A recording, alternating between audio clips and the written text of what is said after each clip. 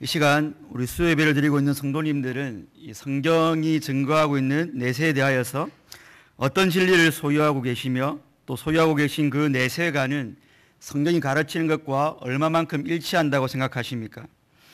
우리가 잘못되고 왜곡된 내세관의 가장 일반적인 두 가지 모습은 성도에게 약속된 내세를 너무 현세적으로 이해하고 있거나 아니면 내세를 현세와 아무런 관련이 없는 것으로 여기는 태도입니다.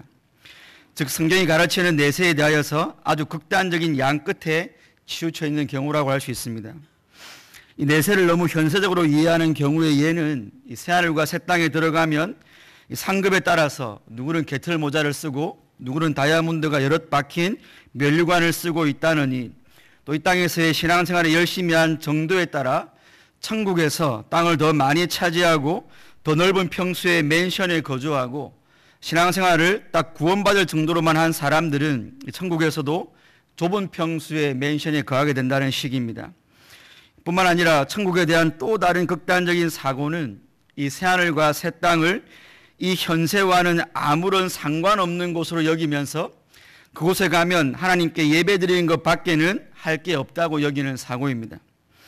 사실 내세에 대한 이 두 번째 사고는 일견 경건해 보이고 은혜스럽게 들리고 영적으로 보이기 때문에 또 우리가 사실 그곳에 가면 신령과 진정의 예배를 드릴 것이기 때문에 아주 틀린 것은 아니지만 천국에서 성도는 예배만 드린다는 이 진술이 성경이 증거하는 그 내세관을 100% 다 설명해 주지는 못합니다. 아마 이곳에 계신 분들은 이미 마음속에서 제가 조금 전에 드린 말씀으로 인하여 반감을 가지시는 분들도 있을 것입니다. 천국에서 영원토록 예배만 드린다는 이 은혜로운 내용에 무슨 부족함이 있는가 하고 말입니다. 그렇기에 우리는 과연 성경은 성도가 영원토록 거할 그 새하늘과 새 땅에 대하여서 정확하게 무엇이라고 가르치는지에 대하여서 열린 마음과 또 진지한 자세로 성경을 볼 필요가 있습니다. 그렇게 성경의 말씀에 귀를 기울일 때 내가 생각했던 새하늘과 새 땅의 정의와 성경이 가르치는 정의가 상이하다면 당연히 우리는 잘못된 내 생각을 버리고 성경이 말씀하고 있는 새하늘과 새 땅의 개념을 믿고 또 나의 것으로 취해야 할 것입니다. 그러므로 이 시간에는 주어진 본문을 중심으로 하고 또 성경의 다른 부분들도 참고하면서 성도들이 사모하고 또 영원토록 거할 새하늘과 새 땅은 어떤 곳인지 함께 상고해 보겠습니다. 일단 저와 여러분들이 성경에서 정의하는 그 새하늘과 새 땅에 대한 바른 개념을 확립하기 위해서 가장 우선적으로 해야 할 작업은 이 본문 13절에서 사도 베드로가 성도들이 새하늘과 새 땅을 바라본다라고 했을 때 그 하늘과 땅을 수식하고 있는 새라는 단어의 정확한 의미가 무엇인가를 파악하는 것입니다. 13절을 보시면 우리는 그의 약속대로 의가 있는 곳인 새하늘과 새 땅을 바라보도다라고 했습니다. 여기 하늘과 땅을 꾸미고 있는 새라는 헬라어 단어를 살펴보는 것이 필요한 이유는 이 한글 번역 성경의 새는 그 단어의 원어인 헬라어 카이노스의 의미를 충분히 다 설명하지 못하기 때문입니다. 오늘 새로운으로 번역될 수 있는 헬라어에는 네오스와 카이노스 이렇게 두 단어가 있습니다. 헬라어 네오스와 헬라어 카이노스는 둘 다 한글 성경에서 새로운으로 똑같이 번역됩니다. 하지만 이 두 단어는 약간의 차이가 있는 단어들이고 성경 역시 두 단어의 의미적 차이를 염두에 두고 사용했기 때문입니다. 먼저 네오스가 뜻하는 새로운은 그저 시간적으로 새로운의 의미를 가지며 과거나 미래와 비교하여 지금, 현재라는 의미를 가지고 있습니다. 반면 오늘 본문에서 사용된 카이노스는 단순히 시간적인 새로움을 의미하지 않고 질적으로 새로운 것을 의미할 때 사용하는 단어입니다. 쉬운 예를 들어드리자면 여기 지금 강대상에 물컵이 있는데 이 물컵을 네오스적인 개념으로 설명해 드리면 그때의 새로움은 그저 공장에서 지금 막 생산해낸 그 새로운 컵을 의미할 때는 네오스라는 단어를 사용할 수 있습니다. 반면에 이 컵의 카이노스적인 측면으로 이 컵을 새롭다라고 말할 때는 단순히 시간적으로 나중에 생산한 그런 컵이 아니라 이 컵과는 다른, 질적으로 다른 그런 텀블러나 보온병들을 만들어낼 때 이것이 새롭다라고 말할 수 있는 것입니다. 그렇다면 베드로 사도가 오늘 13절에서 언급한 성도가 사모하고 바라봐야 할 새하늘과 새 땅은 단순히 지금 있는 이 현세보다 시간적으로 나중에 나온 그런 차원에서의 새 것이 아니고 질적으로 전혀 새로운 그 하늘과 그 땅을 성도가 바라봐야 된다라고 의미하고 있는 것입니다. 여기까지 확인되었다면 이제 저와 여러분들은 다음 단계로 넘어가야 되는데 또 그 전에 반드시 짚고 넘어가야 할 부분이 있습니다. 이 베드로 사도가 성도가 거할 하늘과 땅에 카이노스라는 단어를 사용하여서 질에 있어서 이전과는 전혀 다른 하늘과 땅이라는 것을 가르쳐 주었는데, 그러면 과연 그 질적으로 다름이라는 것이 지금 저와 여러분들이 거주하고 있는 이 현세를 완전히 없애버리고 무언가 완전 새로운 것을 창조한다는 의미인지, 아니면 이 현세에서 잘못되고 오염되고 타락한 부분은 하나님이 고쳐서 회복하고 갱신한다는 의미로서의 새로움인지를 우리가 짚고 넘어가야 되는 것입니다. 만약 그 질적 새로움이 하나님이 지금 것을 싸그리 없애버리고 새 창조를 의미하는 것이라면 오늘 저와 여러분들은 우리가 영원토록 가서 거할 새하늘과 새 땅에 대하여 아주 막연하게 생각할 수밖에 없습니다. 왜냐하면 그 새하늘과 그 새 땅은 지금 우리가 거하는 현세와는 아무런 연속성이 없는 그저 미지의 세계이기 때문에 그렇습니다. 그러나 그 새하늘과 새 땅을 새롭게 하나님이 창조하시는 것이 아니라 갱신, 즉 이미 있는 이 현세를 하나님이 새롭게 고쳐서는 것이라면 그때의 새하늘과 새 땅에서의 삶은 이 현세에서의 삶과 반드시 연속되는 부분이 있게 될 것입니다. 오늘 여기 계신 성도님들은 이 새 창조와 갱신 중 어떤 방식이 성경에서 증거하는 새하늘과 새 땅을 더 명확하게 설명해 준다고 생각하십니까? 아마 대부분의 성도님들은 하나님께서 현재의 세상을 완전히 다 없애버리시고 새롭게 무엇인가를 창조한 그곳에서 성도들이 현세와는 다른 영생의 삶을 누릴 것이라고 생각하실 것입니다. 그래서 대부분의 그리스도인들은 내세, 즉 하나님이 예비하신 새하늘과 새 땅을 생각할 때 그것이 현세의 어떤 부분과 연속성이 있다는 것을 거의 생각하지 않습니다. 그러다 보니 이 새하늘과 새 땅에는 인간 외에는 다른 피조물이 또 있다든지 그곳에서도 문화가 있고 그래서 구원받은 성도들이 그곳에서 그 문화와 문명을 향유할 수 있다는 생각은 전혀 하지 않게 되었습니다. 다만 그저 이 땅에서 많이 수고하고 고생했으니까 천국에 가서는 신비한 부활의 몸을 입고 영원토록 하나님만 찬양하고 예배드리는 곳으로만 생각을 하고 또 그런 연유에서만 하늘과 새 땅을 사모하고 있습니다. 그런데 대부분의 성도님들이 바로 하늘과 새 땅에 대하여서 그런 개념을 갖는데 크게 영향을 끼친 구절이 바로 오늘 본문일 것입니다. 왜냐하면 사도 베드로는 오늘 본문 10절에서 그러나 주의 날이 도둑같이 오리니 그날에는 하늘이 큰 소리로 떠나가고 물질이 뜨거운 불에 풀어지고 땅과 그 중에 있는 모든 일이 드러나리라 라고 했고, 오늘 12절도 보시면 하나님의 날이 임하기를 바라보고 간절히 사모하라. 그날에 하늘이 불에 타서 풀어지고 물질이 뜨거운 불에 녹아지려니와 라고 했기 때문입니다. 베드로 사도는 10절과 12절의 본문을 통해 하나님의 종말론적 심판의 날에 현 세상이 어떻게 될 것인가를 설명하고 있습니다. 도둑같이 임한 바로 그날에 상상조차 할 수 없는 큰 소리와 함께 하늘은 사라져버리고 모든 물질들이 불에 용해되어 버릴 것이라고 예언했습니다. 베드로가 사용한 하늘은 사라져버리고 세상의 모든 물질들은 뜨거운 불에 녹아 없어져 버린다는 표현들 때문에 오늘 저와 여러분들은 하늘과 새 땅은 현세와 전혀 상관없는 새 창조의 곳이다라고 인식하게 된 것입니다. 그런데 성도 여러분, 만약 하나님의 심판의 날에 대한 베드로의 이 표현들을 있는 그대로 문자적으로만 여긴다면 오늘 저와 여러분들은 큰 난관에 봉착하게 됩니다. 왜냐하면 오늘 본문의 바로 앞단락인 6절과 7절을 한번 눈으로 보시면 이로 말미암아 그때에 세상은 물이 넘침으로 멸망하였으되 이제 하늘과 땅은 그 동일한 말씀으로 불살하기 위하여 보호하신 바 되어 경건하지 아니한 사람들의 심판과 멸망의 날까지 보존하여 두신 것이라 라고 했습니다. 지금 베드로는 세상 끝에 있을 하나님의 심판을 조롱하는 자들에게 노아의 홍수 때 있었던 그 멸망의 날을 상기시키면서 마지막 심판 때에는 이제 하나님이 물이 아니라 불로 심판하실 것인데 그때 한 번 더 멸망의 날이 올 것이다 라고 주장하고 있는 것입니다. 다만 그 불심판의 날이 지금 당장 오지 않는 이유는 하나님이 그 불심판을 위하여서 사람들을 보호하고 보존하고 있기 때문이다라는 것입니다.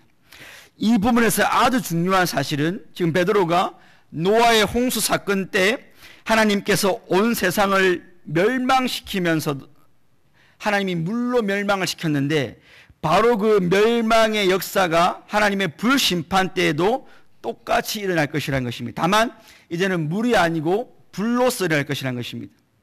근데 여러분이 잘 아시는 것처럼 하나님이 물심판 때 지금 베드로는 세상을 멸망시켰다고 했는데 그때 멸망이라는 단어는 단순하게 하나님이 만드신 창조된 세계가 사라져버리거나 없어져 버리는 것이 아니었지 않습니까, 여러분?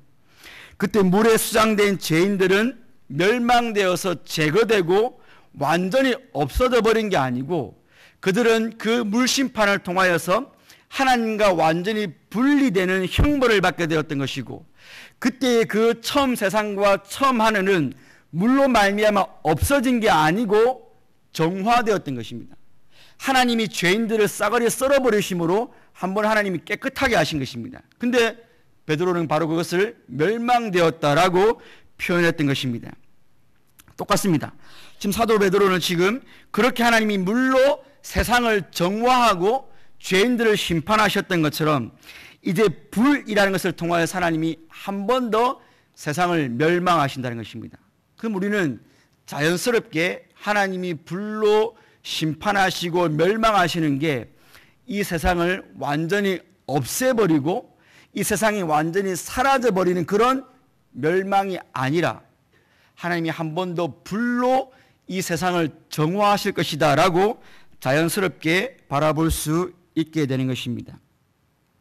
그렇게 하나님께서는 저와 여러분들에게 불을 통하여서 이 세상을 한 번 더 정화시키고 죄인들에게 영원한 형벌을 내리실 것입니다.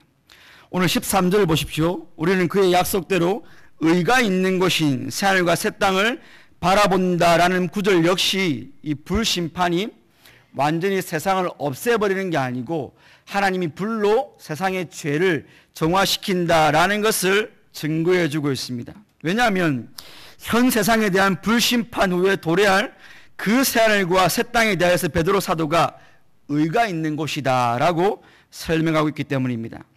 지금 베드로가 강조하는 것은 그 새하늘과 새 땅은 하나님의 불심판으로 말미암아 죄가 완전히 없어지고 오직 하나님의 의로 충만한 곳이다 라고 강조하고 있는 것입니다.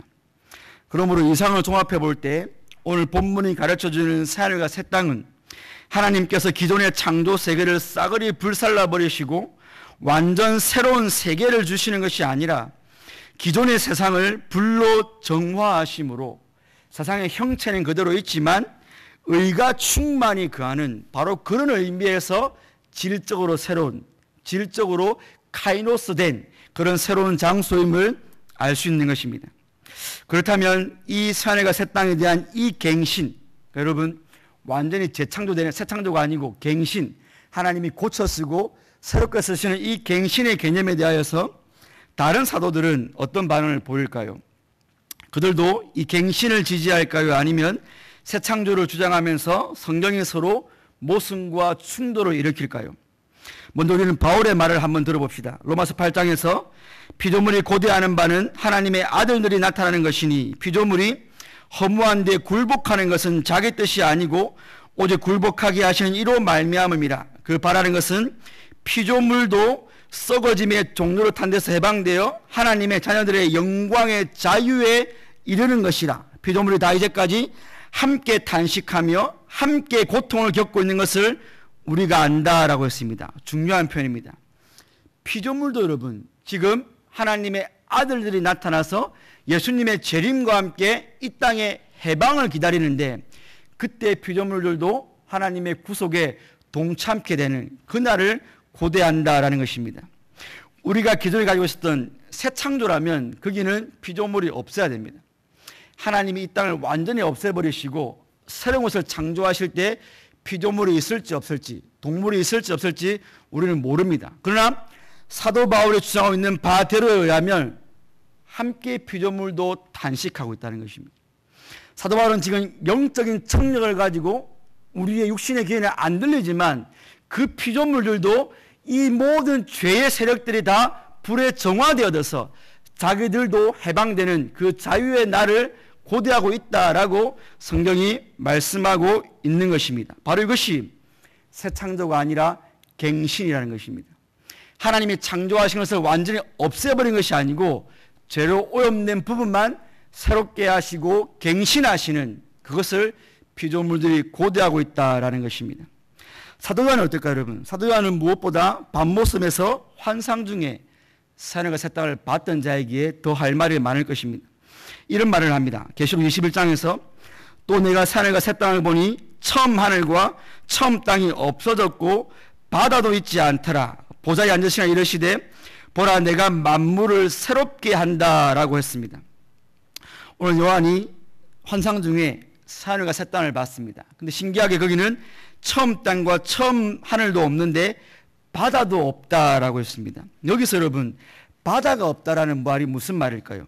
우리가 15장 2절에 보면 계시록 사도 요한은 또 내가 보니 불이 섞인 유리바다 같은 것이 있고 짐승과 그의 우상과 그의 이름의 수를 이기고 벗어난 성도들이 유리바닷가에 서 있다라고 했습니다. 바다가 없는 게 아닙니다. 그런데 사도 요한이 새하늘과 새 땅에 바다가 없더라라고 했습니다. 그럼 여기서 말하는 바다는 물리적인 바다, 짠내나는 바다가 아니라는 것을 우리는 당연히 알 수 있습니다. 그럼 우리가 요한계시록 13장에 와보면 사도 요한이 그 바다를 표현할 때 처음 땅과 처음 하늘을 오염시켰던 마귀, 용의 세력들이 나오는 것으로 바다를 설명하고 있음을 보게 됩니다. 요한은 바다에서 짐승이 올라와 용, 마귀의 힘을 받아서 성도들과 전쟁을 한다고 했습니다. 그러므로 새하늘과 새 땅에 바다가 없다는 것은 물리적인 바다가 없다는 게 아니고요, 바로 마귀가 존재하고 마귀의 주둔지가 되는 그 혼돈과 반역을 일으키는 마귀가 거주하는 그 바다가 없다는 것입니다. 이것도 앞에 말과 연관되는 거죠. 새하늘과 새 땅은 의가 충만한 곳이고 하나님이 불로서 정화시킨 곳인데 그런 의미에서 마귀가 거주하는 바다는 없어야 되는 것입니다. 그래서 하나님께서는 내가 만물을 새롭게 만든다 하지 않으시고 내가 만물을 새롭게 한다, 곧 갱신한다라고 계시록 21장 5절에서 말씀하신 것입니다. 이상과 같은 사도 요한의 진술은 베드로가 주장한 새하늘과 새 땅은 불로 정화되어 의가 완전히 거하는 곳이라는 가르침과 똑같이 일치하지 않습니까, 여러분? 성도 여러분, 이처럼 성경은 성도가 영원토록 거하게 될 새하늘과 새 땅에 대하여서 그것은 하나님의 의로 충만한 곳임과 동시에 이 세상과 전혀 다른 것이 아니라 이 세상과 모종의 연관성이 있는 곳임을 아주 분명하게 진술하고 있는 것입니다. 그래서 제가 설교의 서론에서 내세에 대하여서 기복주의적인 측면으로 접근하는 것도 잘못된 것이지만 내세를 이 현세와 아무런 상관도 없다고 여기는 것도 일견 경건해 보이지만 그것도 100% 성경적인 주장은 아니다라고 말씀을 드렸던 것입니다. 안토니 후쿠마라는 우리 개혁주의 신학자는 이렇게 말을 했습니다. 제가 한 성경 해석을 이렇게 요약해 줬습니다. 하나님의 구속 활동에 있어서 그분은 하나님이 손으로 행하신 첫 창조를 파괴하시지 않으시고 그것들을 죄로부터 깨끗게 하여 완전하게 만드신다. 그래서 그것들은 그분이 만드신 목적에 최종적으로 도달할 수 있다. 무슨 말입니까, 여러분? 하나님이 첫 창조할 때 하나님의 원래 목적이 있었지 않습니까? 근데 아담과 하와가 죄를 지음으로 첫 창조의 목적이 오염되고 그게 마귀가 방해를 놓은 겁니다. 근데 전능하시고 전지하신 하나님은 여러분 마귀가 방해 놓은 그 죄의 오염 때문에 첫 창조를 버리시고 첫 하늘과 첫 땅을 무가치하게 폐기하시는 게 아니고 하나님의 전능과 전지로 첫 창조의 목적을 이루시는데 그게 바로 갱신제라는 것입니다. 그러니까 처음 만들어진 창조가 오염되었다고 해서 무가치하는 게 아니고 하나님은 그것을 새롭게 하심으로 원래 하나님이 하시고자 하는 목적을 반드시 성취하신다는 것입니다. 그게 최종적으로 목적에 도달한다는 의미입니다. 이 원리가 의미하는 바 우리가 고대하는 새로운 세상은 현재의 지구와 완전히 다르지는 않고 우리가 지금 살고 있는 지구를 갱신하여 영화롭게 한 것이다 라고 신학자는 말을 했습니다. 그럼 여러분 이쯤에서 저와 여러분들이 한 가지 반드시 조심해야 될 부분은 이런 이상의 결론을 가지고 이제 성경이 명확히 가르쳐주지 않는 하늘과 새 땅에 대하여서까지 사변적으로 접근해서 내세에 대한 호기심을 채우려고 해서는 안 됩니다. 예를 들자면 우리가 영과 육의 속량을 받고 모든 피조물들도 거기에 있다고 했으니까 또 거기에 문화와 문명도 있다고 했으니까 그럼 우리가 거기 가서도 무언가를 사고 파는 상업활동을 하는가 혹은 내가 축구를 좋아하는데 거기에 문화가 있을 테니까 그럼 내가 부활의 몸으로 축구를 하는가 또 부활의 몸으로 축구를 할 때 내가 땀을 흘릴 것인가 라는 사변적인 생각들 말입니다. 거기에 피조물들이 있을 테니까 내가 거기에서도 애완견을 키울 건가 이런 생각 말입니다. 그곳에서도 인터넷이 있을까라는 호기심 어린 질문들 말입니다. 분명한 것은 성경은 우리가 앞에 봐왔던 것처럼 그 내세는 현세와 전혀 다르지 않고 그것은 분명히 문화와 문명이 있기 때문에 모종의 연관성이 있습니다. 다만 제가 앞에서 던졌던 그런 사변적이고 불경건한 호기심 어린 질문들에 대해서 성경이 100% 다 답은 해주지는 않는다라는 것입니다. 성경은 하늘과 새 땅에 대하여 모든 것을 설명해 주지는 않지만 저와 여러분들이 잊지 말아야 할 것은 분명히 내세는 현세와 모종의 연관성이 있다는 것임과 동시에 오늘 사도 베드로는 그 내세가 신자들이 현세의 삶에서 거룩하고 경건한 삶을 살아가도록 반드시 자극을 준다는 것입니다. 오늘 본문 11절과 12절 상반절을 보십시오. 이 모든 것이 이렇게 풀어지리니 너희가 어떠한 사람이 되어야 마땅하냐. 거룩한 행실과 경건함으로 하나님의 날이 임하기를 바라보고 간절히 사모하라고 성경은 말씀하고 있습니다. 여기서 바라보다로 번역된 단어는 단순히 시선을 두고 응시하는 게 아닙니다. 이 단어는 기다리다, 찾다, 기대하다라는 헬라어 단어입니다. 그러니까 우리는 단순히 시각적으로 내세를 바라보는 게 아니고 어떤 대상을 향하여 즉 내세를 향하여서 소망과 목적을 두고 기대하는 마음으로 바라봐야 된다는 것입니다. 이처럼 사도 베드로는 하늘과 새 땅을 믿어 확신하는 자들은 마땅히 현세에서부터 그 내세를 소망하고 그 내세의 목적을 두고 우리 영의 시선을 바로 그 내세에 두고 살아야 된다라고 말씀하고 있습니다. 오늘 저와 여러분들에게 남아있는 육체의 부패함으로 인해 하나님께 온전히 순종하지 못하고 사람들이 모르게 은밀하게 불의를 즐기고 있는 저와 여러분들의 모습을 접하면서 우리는 그 모든 불의와 제약들을 태워버리셔서 하나님께 온전히 예배드리며 그분께 순종할 수 있는 그 의의 나라를 마땅히 바라보고 갈망하면서 이곳에서부터 그 경건과 의로움을 훈련하는 삶을 추구하게 된다는 것입니다. 또한 하나님의 공의가 무너진 이 세상의 부조리함과 질병을 위해 사랑하는 사람과 눈물의 작별을 해야 하는 인간의 무기력함과 우리가 스스로 감당할 수 없는 두려움과 불안감과 열등감과 교만함이 주는 이 세상의 영적인 눌림들과 하나님의 영광을 위한 노동이 아니라 그저 먹고 살기 위해 억지로 꾸역꾸역 하는 그 노동들이 예수님께서 다시 오셔서 이 세상을 불로서 정화시키실 때 그 모든 것들이 제거되고 참 안식과 만족과 평화를 누리면서 우리는 노동을 하게 되고 문화와 사명을 감당할 것이기에 우리는 이 땅에서부터 그날을 소망하면서 그것을 훈련하는 경건의 훈련을 하게 된다는 것입니다. 그 무엇보다 성도는 하늘과 새 땅에서 하나님께 온전히 예배드릴 수 있음을 고대하면서 내세를 바라보고 현세에서 예배하는 자로 살아갑니다. 물론 여기서의 예배는 여러분 예배의 순서를 갖추고 사회자가 있고 설교자가 있는 그런 형식적인 예배가 아닙니다. 우리가 이해하기 쉽도록 에덴에서의 아담과 하와의 예배를 생각해 보십시오, 여러분. 죄가 없던 상태의 아담과 하와는 그들의 모든 삶이 하나님을 향한 예배였습니다. 그들은 하나님께서 명하신 생육하고 정복하고 번성하는 삶이죠, 여러분. 즉 가정을 꾸리고 노동하는 그것을 통하여서 그 삶 자체를 통해 하나님을 예배했습니다. 말씀하신 선악과를 먹지 않는 순종 자체가 그들의 예배였습니다. 하나님이 인도해 주신 동물들의 이름을 지어주는 그게 예배였습니다. 하나님이 맡기신 토지를 경작하며 세상을 통치하는 그 행위 자체가 예배였습니다. 사도 바울이 말한 하나님 앞에 구원받은 자는 너희 몸을 들여서 온몸으로 하나님께 예배하는 삶을 산다. 이게 영적 예배다 말할 때 그 예배를 아담과 하와는 에덴에서 했던 것입니다. 그런데 이 영광스러운 예배를 구원받은 성도 역시 죄가 없고 의로 충만한 바로 그 새하늘과 새 땅에서 드리게 되는 것입니다, 여러분.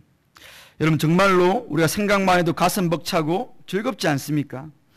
우리가 그 상태를 100% 이해할 수는 없지만 여러분, 정말로 먹든지 마시든지 무엇을 하든지 하나님의 영광을 위해 할 수 있는 그 상태가 새하늘과 새 땅에서는 죄가 없기 때문에, 의가 충만하기 때문에 우리는 그곳에서 그것을 하게 될 것입니다. 온전히 하나님을 영화롭게 드리는 삶을 살고 싶지만 우리의 죄성으로 인해 하지 못했던 그 일들을 새하늘과 새 땅에서 할 수 있다는 사실은 하나님을 지금 사랑하고 우리가 현세에서 하나님의 은혜를 맛보았고 현세에서 그분의 영광에 압도당해본 사람들에게는 정말 간절한 소망입니다, 여러분. 내가 이 땅에서 돈을 좀 더 버는 것보다, 내가 좀 더 편안한 삶을 사는 것보다 지금 내가 현세에서는 죄 때문에 하나님의 영광을 위해서 100% 살지 못하는데, 야, 천국 가면 죄가 없으니까 내가 그 삶을 살 수 있다는 그 사실, 여러분, 그 사실 하나 때문에 천국을 소망하게 되는 것입니다. 너무 빨리 가고 싶은 것입니다. 그리고 이 땅에서부터 그런 하나님을 영화롭게 하는 죄를 이기는 삶을 성도는 갈망하고 고대하면서 자신을 쳐서 복종시킴으로 경건하고 의로운 삶을 살게 되는 것입니다, 여러분. 이거는 천국의 맛을 이미 본 사람, 하나님의 아름다우심과 하나님의 선하심과 하나님의 의로우심을 현세에서 맛본 자만이 내세가 추구하는 그 의로움을 추구하는 것입니다, 여러분. 천국은 정말로 의가 구하는 것이기 때문에 100% 순종하는 것이기 때문에 이 땅에서 하나님을 향하여서 순종하기를 싫어하고 순종할 마음이 없는 자는 그곳에 가고 싶지도 않을 뿐더러 이 땅에서부터 순종하는 삶을 훈련할 수도 없게 되는 것입니다. 그러나 여러분, 하나님과 새 땅을 성도하는 성도는 이 땅에서 그저 소극적이며 수동적으로 그날을 소망하고 기다리는 삶만을 살지는 않습니다. 오늘 12절에서 간절히 사모하라고 번역된 헬라어는 서두르다, 재촉하다, 얻으려고 애쓰다라는 뜻을 지닌 단어입니다. 그래서 표준 세번역과 공동번역에서는 이 구절을 원의 의미를 더 정확하게 살려서 하나님의 날이 오기를 기다리고 그 날을 앞당기도록 하여야 하지 않겠습니까? 라고 하든지, 하나님의 심판날을 기다릴 뿐 아니라 그 날이 속히 오도록 힘써야 하지 않겠습니까? 라고 우리에게 재촉하고 있습니다. 이 구절이 의미하는 바가 무엇이겠습니까, 여러분? 이는 기독교인들이 의로 충만한 새하늘과 새 땅을 소망하는 삶의 모습이 그저 지극히 개인적이고 소극적인 삶의 양태로 나타나서는 안 된다라는 것입니다. 사실 칼 막스가 여러분 기독교를 인민의 아편이라고 했을 때 바로 기독교의 이런 면을 두고 기독교를 비평했던 것입니다. 공산주의는 지배계층과 투쟁을 하고 싸워서 사회를 변형시켜야 되는데 기독교인들은 내세만 바라보면서 투쟁을 하지 않으니까 이 칼 막스가 기독교인들을 두고, 기독교를 두고 인민의 아편이라고 했던 것입니다. 물론 여러분, 칼 막스가 주창했던 이 공산주의를 성도가 주창하고 우리가 세상과 투쟁하고 혁명을 일으키는 데 있어서 우리가 애를 쓸 필요는 없지만 마땅히 성도는 여러분 이 땅에서부터 그 하나님의 의가 충만한 나라가 임할 수 있도록 단지 소극적으로 예배만 드리고 기도만 하는 자들이 아니라 하나님의 의가 무엇인지를 알고 내가 있는 삶의 모든 영역에서 그 의가 드러나도록 투쟁하고 의의 싸움을 싸우고 고군분투해야 된다. 그게 바로 당신들이 하나님의 나라의 영광을 안다면 그 나라가 앞당겨지도록 애써야 되지 않겠습니까? 라고 베드로가 말하는 말씀의 진의입니다. 하나님께서 불로 이 세상을 확 태워버리지 않으시고 정화시키셔서 이 세상을 갱신케 하신다는 성경의 가르침은 하나님께서 여전히 타락한 이 세상에 가치를 두고 있고 이 세상을 하나님이 변화시키실 것이기 때문에 그 사실을 아는 성도는 이 땅에 있는 사회와 경제와 정치와 문화 모든 영역에 가치를 두고 그것을 바로 관심을 가지고 변화시키는 일에 동조해야 하기 때문입니다. 애벌레가 나비로 발전되듯이 여러분, 석탄이 다이아몬드로 바뀌듯이 미랄이 땅에 떨어져 죽어 다른 미랄을 산출하듯이 죽어 장사된 몸에 부활의 몸으로 바뀌듯이 이 세상이, 이 현세가 예수님의 임재하심으로 불로 정화되어 갱신될 때 이 땅의 정치와 경제와 문화와 스포츠 모든 것들도 갱신될 것이기 때문에 우리는 그날을 바라보면서 현세 속에서 그 영역 속에서 최선을 다하는 삶을 사는 것입니다. 그러므로 진짜 경건한 생활은 여러분 그저 교회 일에만 관심을 가지고 교회에서 예배드리고 기도하는 것만을 영적인 일로 여기며 살아가는 삶이 아니고요. 하나님께서 죄의 저주로부터 온전히 회복시키실 온 세상에 관심을 기울이고 그 모든 피조물들이 하나님께 영광을 돌리는 그 일을 할 수 있도록 남들이 알든 모르든 영향력이 크든 적든 우리가 바로 내가 있는 그 자리에서 내가 맡은 사명을 감당하는 것이 바로 성도의 바른 자세인 것입니다. 바로 이런 관점 속에서 학생들은 공부의 목적을 찾고 기업을 운영하시는 분들은 그 기업의 비전을 설정하고 직장생활을 하시는 분들은 직원으로서의 바른 자세를 소유하고 나아가 모든 성도들은 이 땅에서의 모든 활동을 통해 하나님의 의가 이 땅에 미리 나타나도록 애써야 되는 것입니다. 요한계시록 22장 5절은 다시 밤이 없겠고 등불과 햇빛이 쓸데없는 질적으로 새롭게 된 바로 그 하늘과 새 땅에서 성도가 세세토록 왕노릇한다 했습니다. 여러분 생각해 보십시오. 다른 피조물이 없고 통치할 어떤 대상이 없는데 성도가 왕노릇한다는 게 무슨 의미가 있습니까, 여러분? 그러니까 성도는 구원받은 성도는 천국 가서 무의도식하면서 아무것도 안 하는 게 아니고 여러분 하나님이 갱신케 하신 피조물들을 다스리는 통치의 사명을 하는 것입니다. 그 사실을 아는 성도는 현세에서부터 하나님이 주신 제사장과 왕적 권세를 가지고 여러분의 직장과 여러분의 기업과 여러분의 학교와 여러분의 모든 삶의 터전에서 천국에서의 그 통치의 사명을 이 땅에서부터 하는 것입니다. 그러니까 우리의 공부는 단순히 좋은 데 취업하기 위한 공부가 아니고요. 우리의 기업 활동은 단순히 돈을 많이 벌기 위한 그 기업 활동이 아니고요.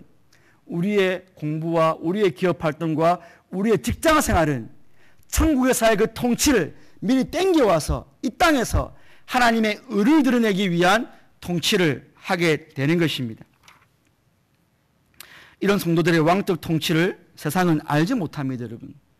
또 우리가 아무리 애를 써도 이 악한 세상이 변화되는데 아무런 영향력도 못 끼치고 우리가 그저 말없이 사라질 수 있습니다. 그렇지만 이 사명 감당을 통해서 하나님께서는 반드시 우리의 작은 그 나비의 날개짓을 통해서 대한민국의 태풍을 일으키는 그 나비 효과를 통해 하나님의 그 의의 산해가 새 땅을 앞당겨 주실 것입니다.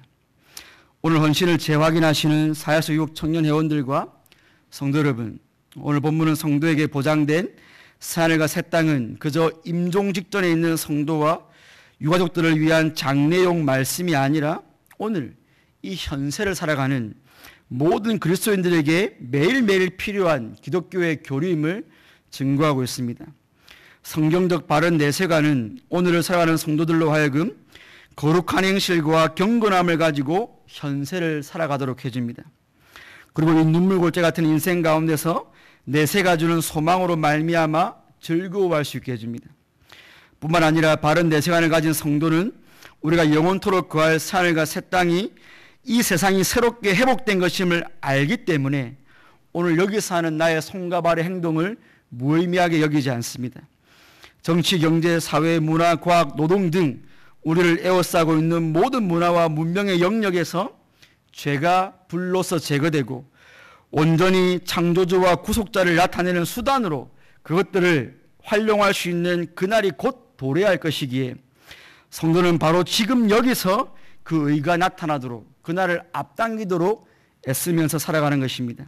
아무쪼록 성경이 가르치는 바른 내세관을 확립함으로 지금 여기 현세에서의 여러분들의 삶이 하늘과 새 땅의 영광과 능력과 소망을 나타내는 그런 수단으로 살아가실 수 있기를 주님의 이름으로 축원드립니다.